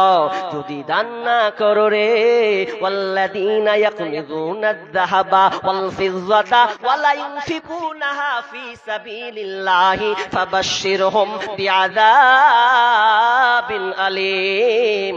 আল্লাহ বলছেন যারা টাকা কুড়ি অর্থ সম্পদকে জমা করে রাখে, আল্লাহ রাস্তায় খরচ করে না, আল্লাহ রাস্তায় ব্যয় করে না, আল্লাহ বলছেন তাদের জন্য সুসংবাদ দাও, আযাবে আলিমা, তাদেরকে যন্ত্রণাদায়ক কঠিন আযাবের সুসংবাদ তাদেরকে দিয়ে দাও। এই আল্লাহ গান দুটা কথা বলি এদিকে। গতকাল তার আগের দিন উত্তর দিনাজপুরে প্রোগ্রাম ছিল, তো ওখানে একটা কথা বললে, কি কথা খুব কষ্ট লাগলো শুনে কথাটা। প্রতি বছর চাষ হয় ধান, আপনার এই বেগুন, এবার বেগুনের রেট আমি ধরতে পারিনি কিভাবে এতটা গেল, 80-90 টাকা কিলো কি করে হলো। যেই উত্তর দিনাজপুর আপনার রসাখুয়া হয়ে ভিতরে চলে গেলাম, ওরা বলছে যে একা কারো জমি ঠিক নাই, যে একটা সানা করে খাবে, ও 2 বিঘা 4 বিঘা 5 বিঘা জমি লাগিয়েছে, এরপরে যে সানাটা করে খাবে এটা পর্যন্ত তুলতে পারেনি। আমি এক জায়গায় চ্যালেঞ্জ করছি, এটা কথার মধ্যে কথা, আমাদের মুর্শিদাবাদের ভাঙন দেখেছেন তো, সুতি থানার মধ্যে শামসেরগঞ্জ, 2 জায়গাতেই নদীর বাঁধ গুলো কেটে কেটে যাচ্ছে, বিঘাকে বিঘা জমি নষ্ট হচ্ছে। এর কারণ আছে, ছোটকাল থেকে দেখছি একই রকম। ছোটবেলাতে গামছা নিয়েছি, সাইকেল চালিয়ে চালিয়ে গোসল করতে গেছি নদীতে। এখন ওগুলো যখন যাচ্ছি তো হায় আল্লাহ, যেতে হয় না, যে রোডটা দিয়ে মানুষ যাতায়াত করে ওই রোডটা পর্যন্ত কেটে চলে গেছে, প্রতিদিন কাটছে, প্রতিদিন। আপনি তো প্রতিদিন ইউজ পাচ্ছেন না। কি নাম? মায়ের নামে একজন 500 টাকা দিয়েছেন। একটু পেন্ডিং এ দাঁড়ান। কি বলছিলাম? তো ওরা বলছে যে এক সময় মানুষ বলতো, ওরা জানেন কি বলতো, কষ্ট করা, ইনকাম করে কত টাকা ব্যয় করে খরচ করে করছি। ওই লোকগুলা বলতো যে এটা যেমন তেমন নাকি নিজের বাপের খাটা করে তৈরি করা। এখন নদীর ভাঙগুলো কেটেছে, এটা একবার বল না যে নিজের বাপের করা, একটু আটকে দেবো জমিনটাকে। বিঘা বিঘা জমি যাই কেন, একবার আটকে দেখি না। যারা আমরা বলি দান চাইতে গেলে মৌলবীরা বলে যে খুব কষ্ট মৌলবী সাহেব, চাইতে আসেন না, লজ্জা দিয়েন না। এবার লে বেগুন ছানাটাও খেতে পারি না। মৌলবী থেকে তুমি ফেরত দিবে, আল্লাহ তোমাকে দিচ্ছেন। আল্লাহ নিজেই বলছেন যে আমি উর্বর জমিটা আমি দিচ্ছি তোমাকে, এটা তোমার ক্ষমতা নয়। তুমি যতই সার প্রয়োগ করো, যত বিষ প্রয়োগ করো, কোনো লাভ হবে না যদি আমি আল্লাহ ওয়ার্ডার যতক্ষণ না দেব। আর তুমি আমার জায়গায় দান করবে না মানে অজুহাত দেখাও। বেলালকে আল্লাহ রাসূল বলছেন, বেলাল। বেলালের পরিচয় জানেন তো? বেলালের পরিচয়, বেলালটা কে? কুৎসিত কালো একটা মানুষ, যার আজান কত সুন্দর মধুর বাণী, অথচ বেলালকে যে যার পরনে কাপড় নিচে আছে ওপর দিকে নাই, এরকম একটা সাহাবী বেলাল। তুমিও আল্লাহকে দাও, তুমি যদি আল্লাহকে দাও আল্লাহ তোমাকে দেবে। এমন সাহাবী, যে সাহাবীর নিচে পরন কাপড় ওপর দিকে নাই, সামান্য একটা লুঙ্গি, যার বাড়িতে আপনার খাবারের কোনো ব্যবস্থাপনা নাই, এরপরও আল্লাহ রাসূল বলছেন, বেলাল রে তুমি আল্লাহ রাস্তায় কিছু হলেও দাও। এখন আমি আপনি বেলালের মতন খেতে পাই না 3 বেলা, যত খাবেন তত দান করবেন তত দিবেন। একটা কথা বলি আপনাকে, এ ধরনের একটা পটলি 10 কিলো পটলি বাঁধা আছে, আর একটা একদিকে 20 কিলো আছে বা 30 কিলো আছে, বা ধরলেন 1 মণ আছে। এখন যদি আপনি মনে করেন যে আমি 1 মণটাকে নিব, তাহলে কি করতে হবে? 10 কিলোকে ছাড়তে হবে, কি হবে না? ভারী হলে ছাড়তে হবে, যেটা বেশি ভারী ওটাকে মাথায় নিবেন, ঠিক না? এটা নিয়ম। তো আপনি আল্লাহকে দিবেন তো আল্লাহ আপনাকে দিবেন। আপনি আল্লাহকে যেমন দিবেন আল্লাহ আপনাকে তেমন দেবেন। আপনি আল্লাহকে 5 কিলো দিবেন তো আল্লাহ আপনাকে 10 কিলো দেবে। দেয় না কেন? তো আপনার ব্যবহার কারণে দেয় না, আপনি জানেন না ব্যবহার করতে, এই জন্য হচ্ছে না। কিন্তু না, দান করতে শিখতে হবে। শুধু মৌলবি খালি 8 ঘন্টা ধরে বলবে দে রে বাপ, দে রে বাপ, দে রে বাপ, দে দে দে দে। যেদিন এমন একটা সময় পড়বে আপনি নিজে বলবেন লে রে বাপ, লে লে লে লে লে লে। কথা এখনো বুঝেননি মনে হয় কি বলতে চেয়েছি। আমি এখন 8 ঘন্টা বলবো যে দে বাপ দে দে, এমন একটা সময় আসবে আল্লাহ না করুক হোক, কিন্তু ওই সময় আপনি বলবেন লে বাপ লে লে লে, যা ছিল সব লে। এখন আমি মাইকে বলছি দেন মাদ্রাসার জন্য দেন, এমন একটা সময় আসবে ধরেলেন আল্লাহ না করুক হোক, সেটা হচ্ছে এমন রাস্তা দিয়ে আপনি চলছেন, আপনাকে শত্রু আক্রমণ করলো, ডাকাতের পাল্লায় পড়লেন, যেদিন ডাকাত গলাতে এরকম করে ধরে নেবে সেদিন বলবে লে বাপ লে লে লে, সবই লিয়ে লে। কিছু মনে হবে না, সব দিয়ে দিবেন, মোবাইল লে, টাকা লে, যা ছিল সব লে। আর এখন আপনার কাছে আমি ভালো করে চাইছি দেন বাপ দেন দেন দেন, তো গাল চুলকাছেন, কি করে দিব হিসাব করছেন খুব। কিন্তু বন্ধু না, মুমিনদের বৈশিষ্ট্য এটা নয়। মুমিনের সামনে যখনই মালের কথা বলা হবে তার অন্তরটা ঠান্ডা হয়ে যাবে, দানের জন্য তার প্রফুল্লতা বেড়ে যাবে। এটা হচ্ছে মুমিনের বৈশিষ্ট্য। দে যাকাত, দে যাকাত, তোরা দে রে যাকাত, দে যাকাত, দে যাকাত, তোরা দে রে যাকাত। তোর দিল খুলবে পরে, আগে খুলুক হাত, তোর দিল খুলবে পরে, আগে খুলুক হাত। দে যাকাত, দে যাকাত, তোরা দে রে যাকাত। যারা মুরব্বী আছেন একটা কথা বলি শেষে, একটা পেন্ট, তারপর আমি আদেশ শুরু করছি। একটা কথা বলি, অনেকে মুরব্বী বলছে টাকা দিব কি দিব না, দিব কে দিব না, ছেলের জন্য এত খরচা করব, ছেলেকে এত দিব, সেই দিব, এটা করবো, 3 তালা 2 তালা করে একাকার করে দিব। করেন, সমস্যা নাই।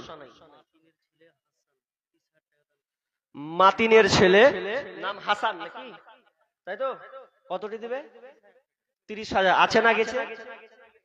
চলে গেছে জায়গা। তিনি মাদ্রাসায় 30,000 টাকা, আর একটা কথা বলি, 30,000 টাকা দিলেন তার শর্ত অনুযায়ী।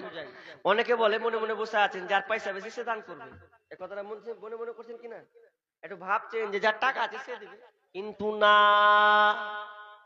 ফকিরকে দেখবেন কোন বড় লোকের কাছে টাকা পায় না, বরং তো খালি দু একটা গালি খেয়ে ফিরে।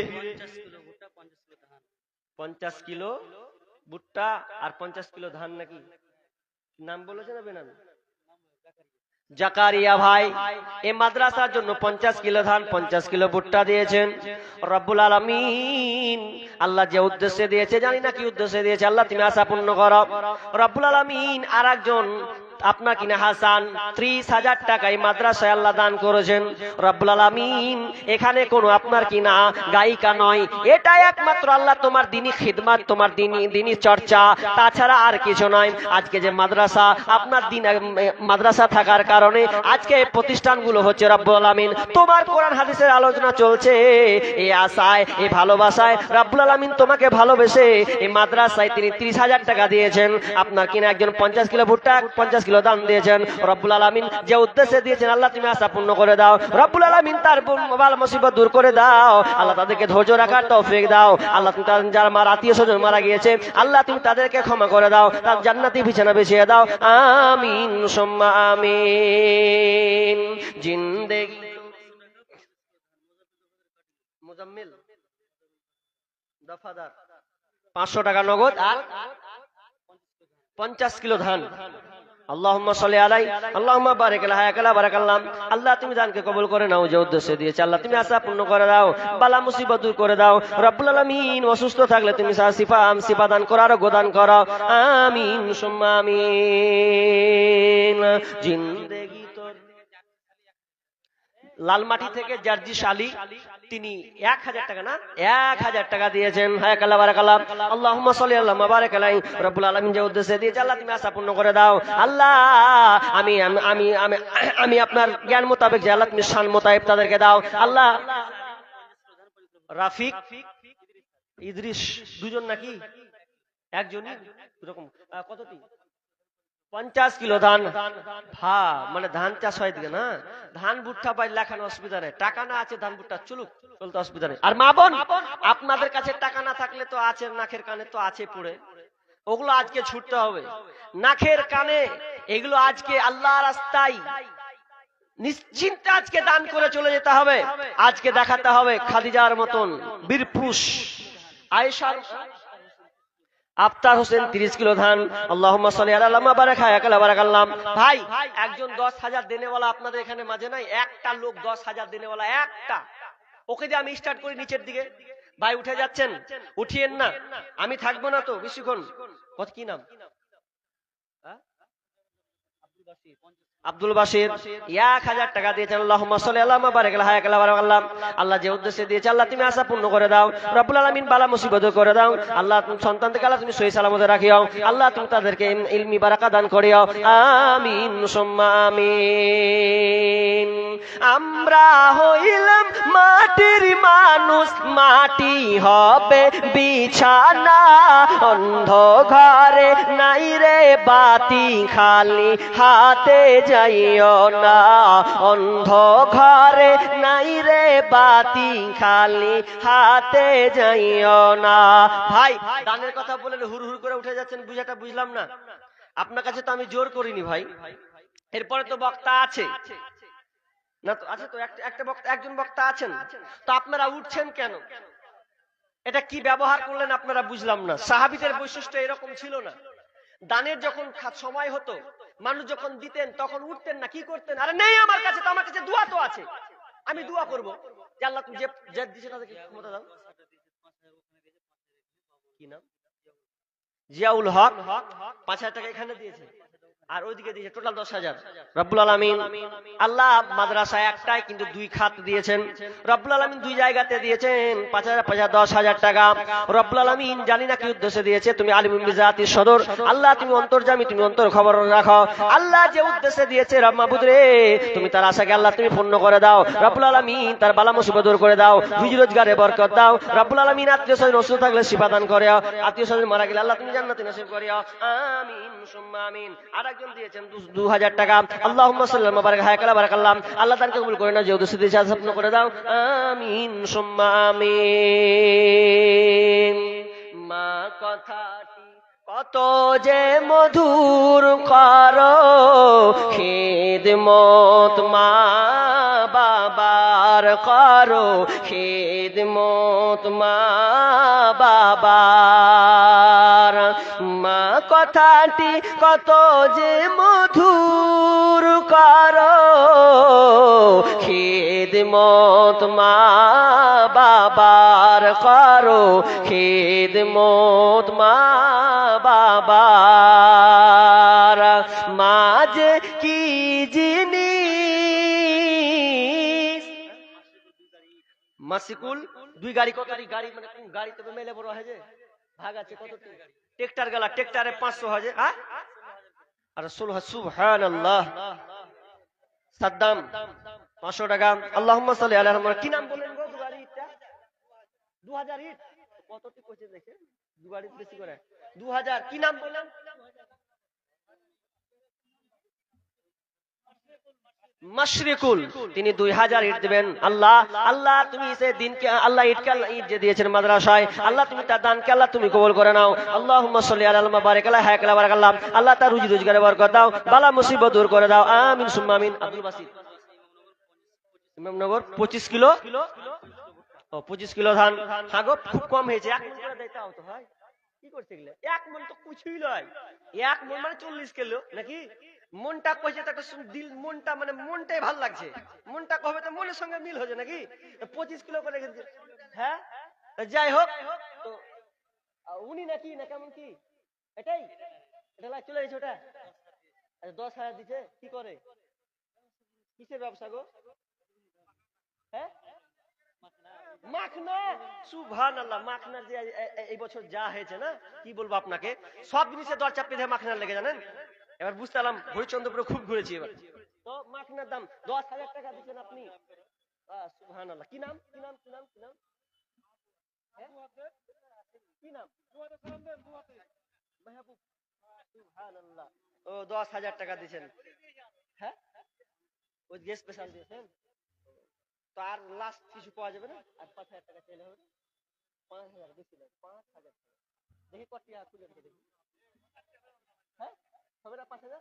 দেখেন হবে, দেখেন চোখ বুঝে ফেলে দেন যা আছে। সুবহানাল্লাহ। দুদিকে আছে, জি তলেও আছে উপরেও আছে। হ্যাঁ 5,000 আল্লাহর রাস্তায় হয়ে যাবে, মনে হচ্ছে হয়ে যাবে। আরে আমিন আমিন করেন না জি? হবে। হ্যাঁ 4,000 টাকা আর 1,000 টাকা নেই? সুবহানাল্লাহ মনে আছে। আর যদি দিতেন তো খুব খুশি হতাম। 1 2 আর 1,000 টাকা পেলে একদম খুব খুশি হতাম, যে যাক আবদারটা রেখেছে। 1,000 বাকি করে দিই নাকি? 1,000 টাকাটা বাজি, 1,000 টাকা বাকি করে দিই। ফোন করে দাও। সুবহানাল্লাহ, লিল্লাহি তাকবীর। যাক, তিনি 15,000 টাকা এই মাদ্রাসায় দিচ্ছেন। এর আগে তিনি দিয়েছেন, যা দিয়েছেন আল্লাহ এই তোমার বান্দাদেরকে দেখো, আল্লাহ যেমন বলি তেমন কাম করে। আল্লাহ আমি আমার শান মোতাবেক, আল্লাহ আমার জ্ঞান মোতাবেক চেয়েছি, আল্লাহ তুমি তাকে শান মোতাবেক দিও। আল্লাহুম্মা সাল্লি আলাইহি, আল্লাহুম্মা বারিক আলা হায়াকালা বারাকাল্লাহ। আল্লাহ মাদ্রাসাকে কতটা ভালোবাসে, চাইতে গেলাম সঙ্গে সঙ্গে পেয়ে গেলাম, নেই তো ফোন পে হয়েছে।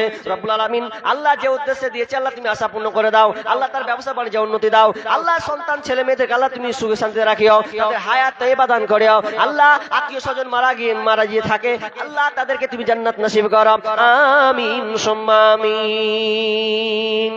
আগে কি সুন্দর দিন কাটাইতাম আমরা, আগে কি সুন্দর দিন কাটাইতাম, আগে কি সুন্দর দিন কাটাইতাম আমরা, আগে কি সুন্দর দিন কাটাইতাম। এলাকার ছেলে মেয়ে সকালবেলা নাস্তা খেয়ে, এলাকার ছেলে মেয়ে সকালবেলা নাস্তা খেয়ে আম্মা পাড়া কায়দা নিয়ে মক্তবে যাইতাম রে বন্ধু। কারো আবার বুকে থাকতো আল কোরআন।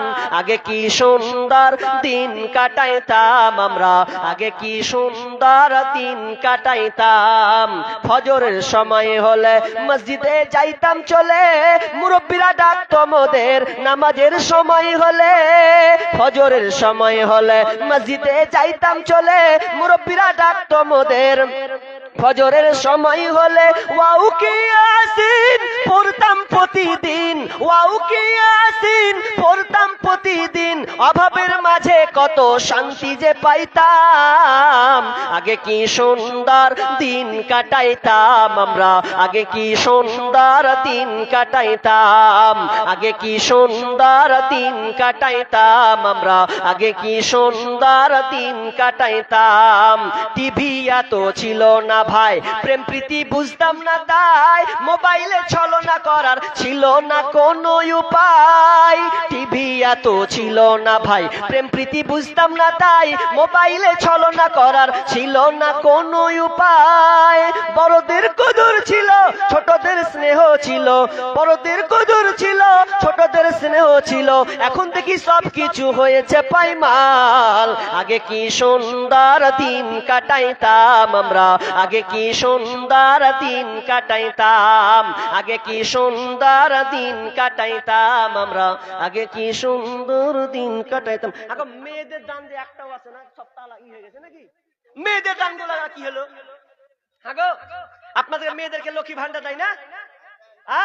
আরে লক্ষ্মী ভান্ডার আছে তো, এগুলো তো মা কেটে কেটে দিতে পারে। এদের আবার কি পাওয়ারফুল বুঝলেন?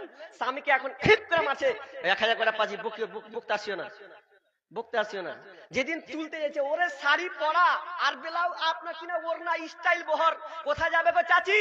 টাকা তুলতে রে, টাকা তুলতে। কে? লক্ষ্মী ভান্ডারের টাকা তুলতে। মা বোন আপনাদের এই ডিস্ট্রিক্টও এই মমতা খালা মনে হয় দিচ্ছে নাকি? দিচ্ছে তো আল্লাহর রাস্তে আজকে অন্তত 1 মাসের বেতনটা আজকে ফেলে যান।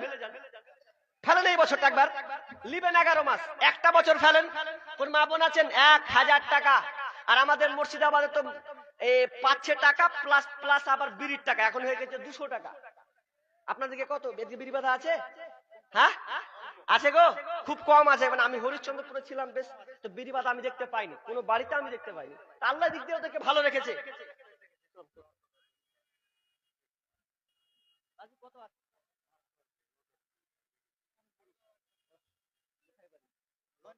লটোরা কোন দিকে গো? লটোরা গো, আচ্ছা লটোরা, তিনি 500 টাকা দিয়েছেন। আল্লাহুম্মা সাল্লি আলাই, আল্লাহুম্মা বারিক আলা হায়াত।